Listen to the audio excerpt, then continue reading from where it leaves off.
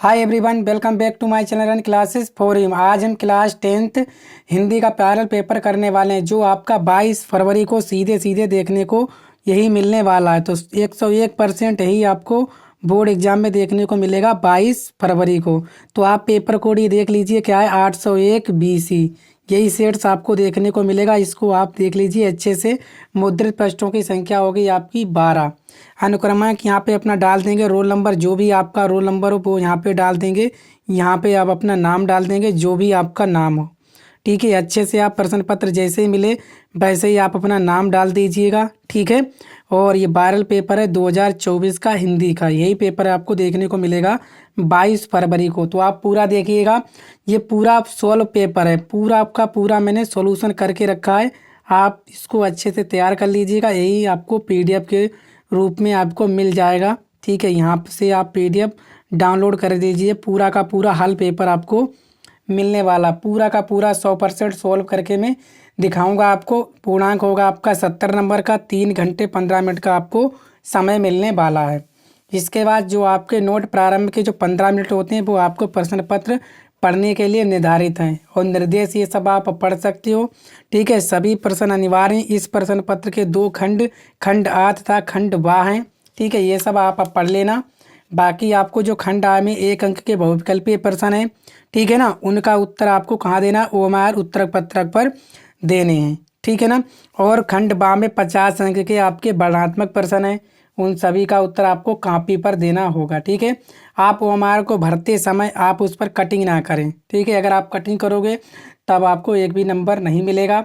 और इरेजर अथवा भाटन का प्रयोग तो आपको बिल्कुल भी नहीं करना है। प्रथम प्रश्न से आरंभ कीजिए, अंतिम प्रश्न तक करते जाइए। जो प्रश्न पत्र ना आता हो उस पर समय बिल्कुल भी नष्ट ना करें। ठीक है, पूरा का पूरा पेपर आपको हल करके आना है, क्योंकि आप भी जानते हो बोर्ड एग्जाम में सिर्फ कॉपी लिखने के नंबर होते हैं। ठीक है, तो चलिए देखते हैं हम लोग आज का महत्वपूर्ण सेशन खंड आ, जिसमें आपके 20 बहुविकल्पीय प्रश्न होंगे, और उनका आपको उत्तर कहाँ देना है, ओएमआर सीट पर देना है।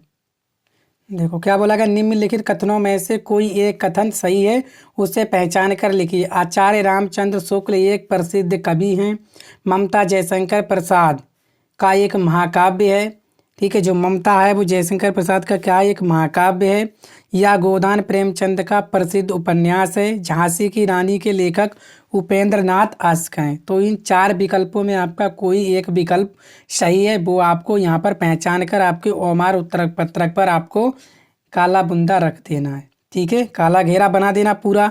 जैसे मान लीजिए आपका ऑप्शन नंबर C इसका सही है, तो इस तरह से आप पूरा का पूरा काला कर देना, काला पेन से। ठीक है, तो ऑप्शन नंबर आपका इसमें C जो है बिल्कुल करेक्ट आंसर है। ठीक है, कितने नंबर का है आपका, 1 नंबर का है। ठीक है, इसके बाद जो दूसरा प्रश्न है, बोला गया चिंतामणि के रचयिता हैं रामचंद्र शुक्ल, महावीर प्रसाद द्विवेदी, यशपाल जैनेन्द्र। तो आपको बताना जो चिंतामणि के रचयिता हैं वो कौन है। ठीक है, तो आप सभी जानते हो जो चिंतामणि के रचयिता हैं वो हैं आपके Ramchandra Shukla. Option number A जो है आपका बिल्कुल करेक्ट आंसर है।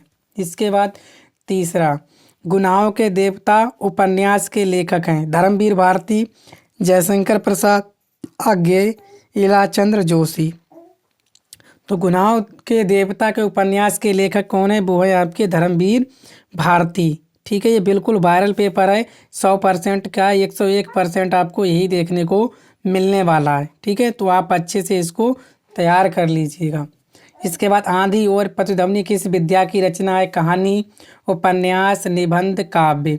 तो बताइए आंधी और प्रतिध्वनि किस विद्या की रचना है। चौथे का आंसर हो जाएगा जो आंधी है, और जो प्रतिध्वनि है वो आपकी क्या है, कहानी है। क्या है, कहानी है। ऑप्शन नंबर A इसका करेक्ट आंसर है। सभी प्रश्न बहुत बहुत इंपॉर्टेंट हैं, यही आपको पेपर में देखने को मिलेगा। ठीक है, कब है आपका पेपर, 22 फरवरी को हिंदी का है। ठीक है, तो अच्छे से तैयार कर लेना। आपको मैंने सेट दिखाया, यही सेट आपको देखने को मिलेगा। इसके बाद नीड़ का निर्माण किसकी रचना है, हरिवंश राय बच्चन, पांडे बेचन शर्मा, उग्र, डॉक्टर राजेंद्र प्रसाद, इनमें से कोई नहीं। बताओ क्या है, नीड़ का निर्माण किसकी रचना है। तो किसकी रचना है, तो वो है आपकी हरिवंश राय बच्चन की। Option number A correct answer है। इसके बाद सुमित्रा नंदन पंत की रचना है उर्वशी, पल्लव, परिमल, कामायनी। तो सुमित्रानंदन पंत की रचना आपको बतानी है। ठीक है, सुमित्रानंदन पंत भी आपके चैप्टर के बहुत ही महत्वपूर्ण लेखक हैं, इनको भी अच्छे से तैयार कर लेना है। ठीक है ना। तो क्या हो जाएगा आपका, तो वो हो जाएगा आपका पल्लव। जो सुमित्रानंद की पंत की रचना कौन सी है, Pallav, option number b. Kurukshetra के रचनाकार हैं। ठीक है, एक नाम और भी सुप्रसिद्ध है, वो है आपका जयशंकर प्रसाद और रामधारी सिंह दिनकर। इन दोनों को, जितनी भी इन दोनों लेखकों की रचना है वो आप अच्छे से इनकी तैयार कर लेना। ठीक है, तो कुरुक्षेत्र के रचनाकार कौन है, तो वो हैं आपके रामधारी सिंह दिनकर।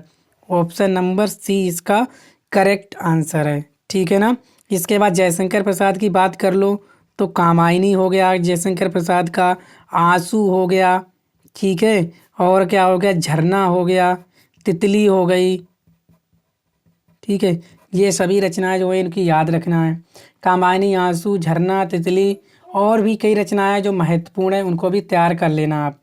भारत भारती के रचनाकार अज्ञे बिहारी, भारतेंदु हरिश्चंद्र, मैथिली शरण गुप्त। ठीक है, तो 8वें का क्या हो जाएगा, तो भारत भारती के रचनाकार हैं वो हैं आपके मैथिली शरण गुप्त। ऑप्शन नंबर जो इसका डी है बिल्कुल करेक्ट आंसर है।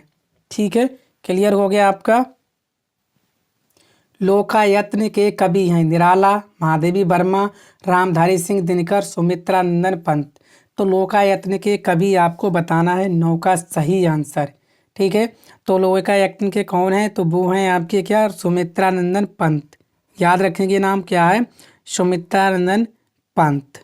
इसके बाद गंगा लहरी रचना है पद्माकर की, बिहारी की, भूषण की, मतीराम की। तो गंगा लहरी रचना किसकी है ये बताना है आपको। सही आंसर क्या होने वाला है 10वें का, तो वो होगा आपका पद्माकर की। किसकी है आपकी गंगा लहरी, पद्माकर जी की। ऑप्शन नंबर ए इसका करेक्ट आंसर है। इसके बाद 11वां, अभिलाषा शब्द में कौन सा उपसर्ग लगा है। दोस्तों आपको पता है कि आपके 5 प्रश्न आते हैं गद्य से और 5 प्रश्न आते हैं आपके पद्य से। तो गद्य और पद्य वाला हमने कर लिया है पूरा 10 अंक का कंप्लीट। ठीक है, अब हम करने वाले हैं आपके ग्रामर का। ठीक है ना, जो आपका व्याकरण संबंधित प्रश्न है वो सभी आएंगे अब 10। ठीक है, तो अभिलाषा शब्द में कौन सा उपसर्ग लगा है, अभिलाषा, सा, इनमें से कोई नहीं।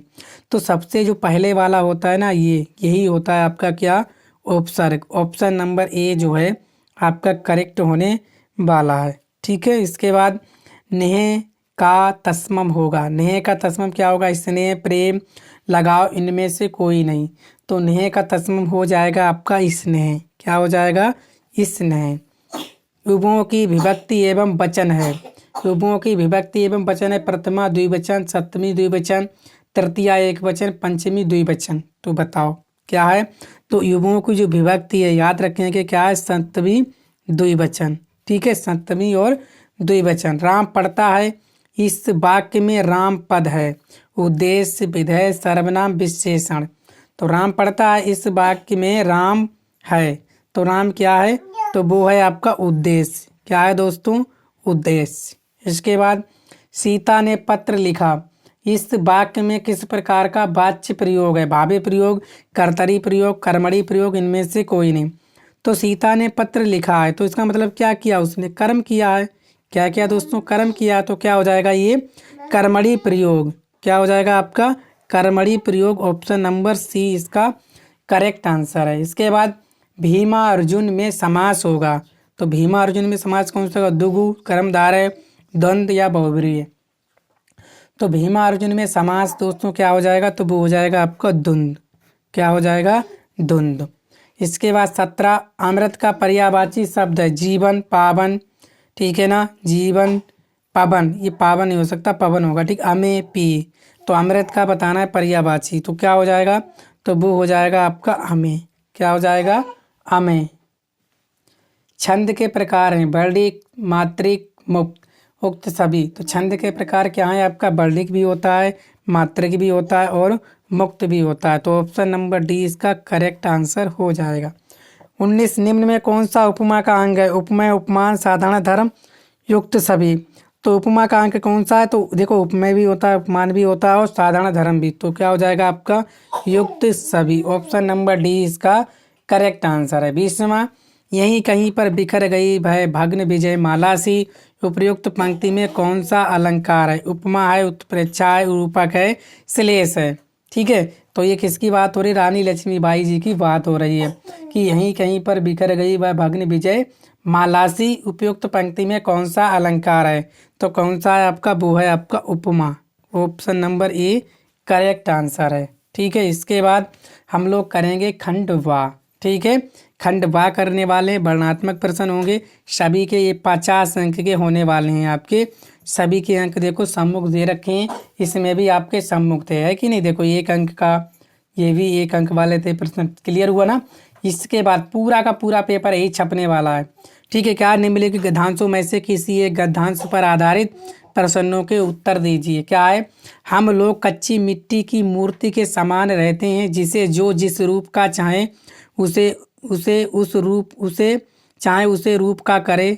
ठीक है, चाहे राक्षस बनावे चाहे देवता। ऐसे लोगों का साथ करना हमारे लिए बुरा है जो हमसे अधिक दृढ़ संकल्प के हैं, क्योंकि हमें उनकी हर बात बिना विरोध के मान लेनी पड़ती है। तो ये देख पा रहे हो, ये अंडरलाइन है। इसी का आपको क्या बताना है? इसी की आपको व्याख्या बतानी होती है दोस्तों। कुछ नहीं होता है इसमें, सिंपल सा है और आपका 6 नंबर का पूछा जाता है। कुछ नहीं करना होता है, सिंपल सा आपका पता होना चाहिए कौन सा पाठ है, किसने लिखा है। ठीक है, बस इतने के बाद ये रेखांकित से जाके चाहे आप ऐसे ही उतार दो, चाहे दोस्तों आप थोड़ा बहुत अपनी तरफ से बनाकर लिख दो। ठीक है ना, ऐसे ही छाप दो, कोई दिक्कत नहीं है। मैं आपको बताऊँगा आपको कैसे करना है। ठीक है, ये बात आप पढ़ लेना आगे, कोई दिक्कत नहीं है ना। ठीक है, पढ़ लेना आप अच्छे से। ठीक है, इसकी PDF तो आपको मिल ही जाएगा, अच्छे से पढ़ लेना, यही आने वाला है। क्या? उपयुक्त गद्यांश का संदर्भ लिखिए। संदर्भ लिखना, ये किस पाठ से लिया गया है, कौन इसका ये है, और रेखांकित अंश की व्याख्या कीजिए, ये करना है। किन लोगों की संगति करना हमारे लिए बुरा है? ठीक है, हमें उन लोगों की संगत नहीं करनी चाहिए जो हमसे यदि क्या है दृढ़ संकल्प के हैं, क्योंकि हमें उनकी बात जो है बिना विरोध के माननी पड़ती है। तो हमें ऐसे लोगों की संगत जो है बिल्कुल नहीं करनी चाहिए। ठीक है, देखो दोस्तों पूरा का पूरा हल करके मैं लाया हूँ। देखो संदर्भ क्या है? प्रत्युत गद्यांश हमारे पाठ्य पुस्तक, हमारे जो पाठ्य होगा पाठ्य पुस्तक हिंदी के गद्य खंड में संकलित मित्रता शीर्षक नामक पाठ से लिया गया है। इसके लेखक आचार्य रामचंद्र शुक्ल जी हैं। इतना आपको लिखना होगा और 2 अंक आपके कन्फर्म हो गए। ठीक है, ये तो आप पहचान ही लोगे, इसमें तो कोई आपको दिक्कत ही नहीं होने वाली है। ठीक है, आप रेखांकित अंश की आपको व्याख्या करनी है। ये देखो इसकी व्याख्या करनी है। तो क्या है? प्रस्तुत निबंध में आचार्य रामचंद्र शुक्ल जी बता रहे हैं कि हम लोग कच्ची मिट्टी की मूर्ति की भांति हैं। यही सब देखो लिखा है ना, हम लोग कच्ची मिट्टी की मूर्ति के समान, मतलब क्या है? भांति हैं। ऐसे करके बस थोड़ा थोड़ा चेंजेस कर दो और पूरी ऐसी उतार दो, आपको नंबर पूरा का पूरा मिल जाएगा, कोई दिक्कत नहीं है। इसके बाद मूर्ति जिसे चाहे जो स्वरूप दे दे, वह राक्षस बना दे चाहे देवता बना दे। यही तो लिखा है, जिसे जो चाहे जिस रूप का। ठीक है, चाहे उसे देवता बना दे चाहे उसे राक्षस बना दे। ठीक है, यही सब लिखा है देखो सामने। ठीक ठीक ऐसे उतार देना होता है, कोई दिक्कत नहीं है। इसके बाद क्या है? क्योंकि बालावस्था में हमारा चित्त अत्यंत कोमल और हर तरह का संस्कार ग्रहण करने में सक्षम रहता है। बिल्कुल सही बात है कि क्योंकि हमारा बाल अवस्था होता है, बालकपन होता है, हमारा चित्त क्या होता है? अत्यंत कोमल और हर तरह का संस्कार ग्रहण करने में सक्षम रहता है। ठीक है, रहता नहीं रहता है। हमारे भाव अपमार्जित रहते हैं और हमारी प्रवृत्ति भी अपरिपक्व मतलब बिना पकी हुई रहती है। अपरिपक्व मतलब बिना पकी हुई रहती है। ऐसे समय में हमें ऐसे लोगों से मित्रता नहीं करनी चाहिए जो हमसे अधिक दृढ़ संकल्प के हैं। ये तो बोला गया है, क्योंकि हम उनकी हर एक बात का विरोध नहीं कर पाते और सहर्ष स्वीकार कर लेते हैं। यही तो बोला गया है कि हमें उन लोगों का साथ नहीं करना चाहिए जो हमसे क्या अधिक दृढ़ संकल्प के हैं, क्योंकि हमें उनकी हर एक बात बिना विरोध के मान लेनी पड़ती है। ठीक है, व्याख्या भी हो गई, संदर्भ भी हो गया। इसके बाद किन लोगों की संगति करना हमारे लिए बुरा है? तो ये लिखा, ऐसे लोगों की संगति करना हमारे लिए बुरा है जो हमसे अधिक दृढ़ संकल्प के हों। बिल्कुल सही बात है, यही तो बताया है कि हमें ऐसे लोगों की संगत नहीं करनी चाहिए जो हमसे दृढ़ संकल्प जाए, हमसे अधिक दृढ़ संकल्प के हैं, हमें उनका साथ नहीं करना चाहिए। ठीक है, चलो क्लियर हो गया इतना। अथवा में आप ये वाला कर सकते हो, क्या? अश्वारोही पास आया, ममता ने रुक रुक कर कहा, मैं नहीं जानती थी कि शहंशाह था या साधारण मुगल। एक दिन इसी झोपड़ी के नीचे वह रहा। मैंने सुना था कि वह मेरा घर बनवाने के लिए आज्ञा दे चुका था। मैं आजीवन अपनी झोपड़ी खोदवाने के डर से भयभीत रही। भगवान ने सुन लिया। मैं आज से छोड़े जाती हूँ। अब तुम इसका मकान बनाओ या महल। मैं अपने चिर विश्राम गृह में जाती हूँ। ठीक है, ये है। इसका भी देखो यही करना था। ठीक है, मैंने पहला वाला करके दिखा दिया। आप इसका आसानी से कर सकते हो, कोई दिक्कत नहीं, कर सकते हो ना। देख लेना, थोड़ा बहुत कोशिश करो कि आप भी इसको बना के देखना कि आप कर पाते हो या नहीं कर पाते हो। ठीक है ना। इसके बाद आपका प्रश्न 2 बोला गया है कि निम्नलिखित में से किसी एक पदांश पर आधारित प्रश्नों के उत्तर दीजिए। ठीक है, एक गद्यांश आता है, एक पदांश पे आता है। क्या है? धूरी भरे अति शोभित श्यामजू जैसी तैसी तैसी सी बनी सिर सुंदर चोटी, खेलत खात फिरे अंगना पग पेंजनी बाजत पीरी कचोटी। ठीक है, पैजनी मतलब जो उनके पैर में बंधी होती है ना, पैजनी जिसे बोलते हैं पायल, वही बोला गया। क्या है? बा छवि को रसखाने बिलोकत बारत काम कला निज कोटी, काग के भाग बड़े सजनी हरि हाथ सो ले गयो माखन रोटी। इसमें किसकी बात हो रही है? आपके काग की हो रही है। यानी कि कौआ जो है अपना कितना भाग्यशाली है जो भगवान के हाथों से रोटी छीन कर ले जा रहा है। इसमें ये बड़े भाग की बात कही गई है कि भगवान के हाथों से जो कौआ है वो रोटी छीन के खा रहा है, वो बड़ा क्या है? भाग्यवान है। ठीक है, तो यही बोला गया है कि इसमें। चलो, क्या है? प्रस्तुत पदांश का संदर्भ लिखिए और रेखांकित अंश की व्याख्या कीजिए। ये पूरा का पूरा काला वाला। इसके बाद प्रस्तुत समय में किससे भाग्यशाली बताया गया है? तो किसे भाग्यशाली बताया गया? भाग्यशाली कोए को बताया गया है कि जो भगवान श्री कृष्ण के हाथों से रोटी छीन कर ले जा रहा है। ठीक है, तो देखो क्या है? प्रस्तुत पदांश रसकान द्वारा रचित सोए से लिया गया है। ठीक है, क्या है? यहाँ श्री कृष्ण के बाल सौंदर्य का वर्णन किया गया है। श्री कृष्ण धूल में भरे हुए अत्यधिक सुशोभित हो रहे हैं। उनके सिर पर सुंदर चोटी बनी हुई है। भाई अपने घर के आंगन में खेलते और खाते हुए घूम रहे हैं। उनके पैरों में पायल बज रही है। ठीक है, तो यही इसका जो है क्या हो गया? पूरा का पूरा व्याख्या हो गई। ठीक है, तो यही आपको लिख देना है। बस जैसा लिखा है ना वैसे ही आपको थोड़ा बहुत चेंजेस कर देना है और आराम से लिख देना है। कितना बढ़िया सा लिखा हुआ है। बस ऐसे ही आप छोटा सा मैंने लिखा है, अच्छे से आप बना कर भी लिख सकते हो। ठीक है, क्योंकि आप भी जानते हो ये आपका ऊपर का 2 नंबर मिल जाएगा यहाँ पे, और यहाँ पर भी आपको 2 नंबर। इसका क्या बोला? प्रस्तुत समय में किसे भाग्यशाली बताया गया है? तो आप सभी जानते हो किसे बताया गया है। देखो, भगवान श्री कृष्ण के हाथ से मक्खन और रोटी छीनने वाले कोए को भाग्यशाली बताया गया है। ठीक है, क्योंकि भगवान जो है मक्खन रोटी खा रहे हैं, उनके हाथ से क्या कर रहा है? कौवा जो है रोटी छीन कर ले जा रहा है। ठीक है, तो इसी को भाग्यशाली कहा गया। आप पढ़कर भी आसानी से समझ सकते हो, थोड़ा बहुत अगर पढ़ना जानते हो तब। अथवा में ये कर देना, मेरी भव बाधा हरो राधा नगरी सोए, जातन की झाई परे श्यामू घर दुति होए। प्रस्तुत पदांश का संदर्भ लिखना है, रेखांकित अंश की व्याख्या करनी है। प्रस्तुत दोहे में कौन सा अलंकार है आपको ये भी लिख देना है। ठीक है, पहचान कर लिख देना। मैंने आपको ऊपर वाला बता दिया है, ये वाला आप खुद करके देख लेना। ठीक है, जैसे मैंने बताया है वैसे ही आप कर सकते हो। ठीक है, क्या है? मेरी बाधा हरो। ठीक है, मेरी जो बाधा है वो हरो। ठीक है ना, यानी कि क्या करो? उसको दूर करो। ऐसे करके आप बना के इसको आराम से कर सकते हो। ठीक है, चलो अब इसके बाद आपको करना, तो दिए गए संस्कृत पदांश में से किसी एक का संदर्भ सहित हिंदी में अनुवाद आपको करना है। ये कितने नंबर का था आपका? 5 नंबर का।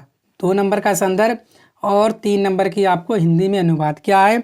मानव जीवन संस्करणम संस्कृति अस्माकं पूर्वजा मानव जीवनम संस्कृतु महान तकुर्बन ते अस्माकं जीवनस्य संस्करणाय यानम आचारान विचारान च आदर्शन तत्सर्वम अस्माकं संस्कृत। ठीक है, तो ये आपको लिख देना अच्छे से। मैंने आपको बता दिया क्या है संदर्भ। आपको ऐसे लिखना, प्रस्तुत गद्यांश हमारी पाठ्य पुस्तक के संस्कृत खंड के भारतीय संस्कृत नामक पाठ से उद्धृत है, यानी लिया गया है। कैसे हिंदी में अनुवाद करोगे? ऐसे ही कर देना है कि मानव जीवन, देखो है कि नहीं, मानव जीवन को संवारना ही संस्कृत है। हमारे पूर्वजों ने मानव जीवन को संवारने में महान प्रयत्न किया था। उन्होंने हमारे जीवन को संवारने के लिए जिन आचरणों और विचारों को प्रदर्शित किया वह सब हमारी संस्कृति है।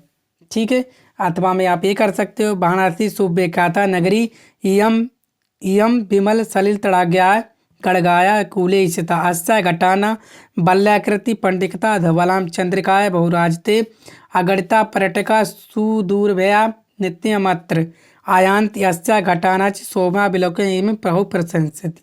ठीक है, ये कर देना। ये वाराणसी पाठ से आपका लिया गया है, पूरा का पूरा ये छाप देना। एक मैंने कर दिया, एक आप कर लेना आराम से, कोई दिक्कत नहीं है। इसके बाद नीचे दिए गए पदांशों में किसी एक पदांश का संदर्भ सहित हिंदी में अनुवाद कीजिए। ठीक है, हिंदी में अनुवाद पूरा करना है। क्या उत्तरम यति समुद्र से हिमादेश चेप दक्षिणम वर्ष तद भारतम नाम भारती यत्र संसति संतति। ठीक है, क्या अर्थ संदर्भ हो जाएगा इसका? प्रस्तुत श्लोक संस्कृत खंड से वीरा वीरण पूजते नामक पाठ से अवतरित है। तो क्या हो जाएगा हिंदी में अनुवाद? जो समुद्र के उत्तर में और हिमालय के दक्षिण में स्थित है।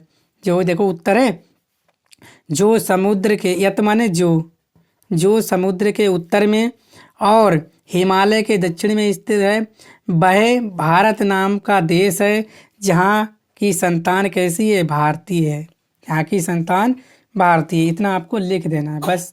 इसके बाद ये है मानव हितवा प्रियो भवति क्रोधम हितवा न सोचते कामत हितवार्थवान भवति लोभम हितवा सुखी भवेत। क्या है संदर्भ इसका? प्रस्तुत श्लोक पाठ्य पुस्तक किससे? संस्कृत खंड के जीवन सूत्राणी नामक पाठ से अवतरित है। हिंदी में अनुवाद अभिमान को छोड़कर मनुष्य प्रिय हो जाता है, क्रोध को त्याग शोक नहीं करता है, कामना को त्याग कर धनवान होता है और लोभ को छोड़कर सुखी होता है।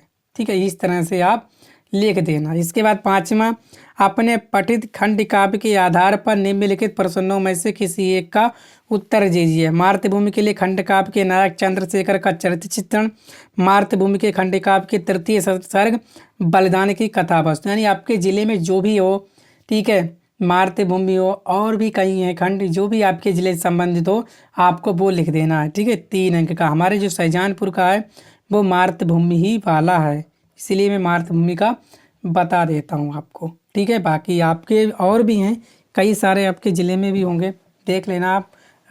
ठीक है, चलो नेक्स्ट क्या है? दिए गए लेखकों में से किसी लेखक का जीवन परिचय देते हुए उनकी प्रमुख रचनाओं का उल्लेख कीजिए। आचार्य रामचंद्र शुक्ल का, जयशंकर प्रसाद, रामधारी सिंह दिनकर, इन तीनों का जीवन परिचय आप याद कर लीजिए, यहीं आपको मिल जाएगा एग्जाम में। अच्छे से तैयार कर लेना। ठीक है, कितने नंबर का आपका मिलेगा? 5 नंबर पूरे के पूरे आप आसानी से ग्रहण कर पाओगे। 70 में से 70 नंबर आप लेकर आओगे अगर पूरा तैयार कर लेते हो इस पेपर को। दिए गए कवियों में से किसी एक कवि का जीवन परिचय देते हुए उनकी प्रमुख रचनाओं का उल्लेख कीजिए। गोस्वामी तुलसीदास, महादेवी वर्मा, रामनरेंद्र त्रिपाठी, रसकान। चारों के चारों आप तैयार कर लेना अच्छे से। 7वां, अपने पाठ्य पुस्तक में से कंठस्थ से कोई श्लोक लिखिए जो इस प्रश्न पत्र में ना आया हो। ठीक है, कोई श्लोक आप तैयार कर लेना, 2 अंक का भी आपको अच्छे से मिल जाएगा। कोई सा भी श्लोक तैयार कर लीजिए जो ना आया हो आपके पेपर में, एक ही तैयार कर लेना आप, जिसकी देख लेना सन वगैरह जो कभी ना आया हो, आराम से क्लियर हो जाएगा।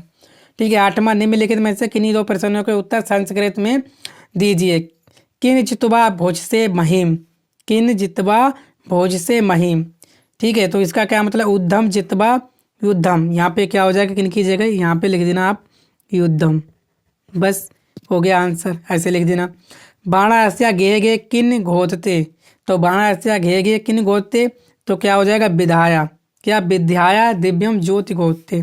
बाणासी घे गे विधाया दिव्यम ज्योति घोतते। ठीक है, इस तरह से आपको 2 प्रश्न देने, तो दोनों के आंसर हो गए क्लियर।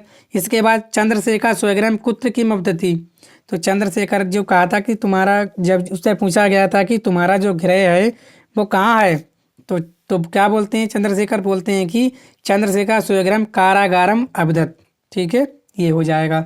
इसके बाद अनर्थ केन जयति, तो अनर्थ क्या होता है? सत्येन अनर्थ जयति, सत्येन अनर्थ जयति। ठीक है, जयत। इसके बाद आप क्या करना है? 9 प्रश्न में आपको किसी एक विषय पर निबंध लिख देना है।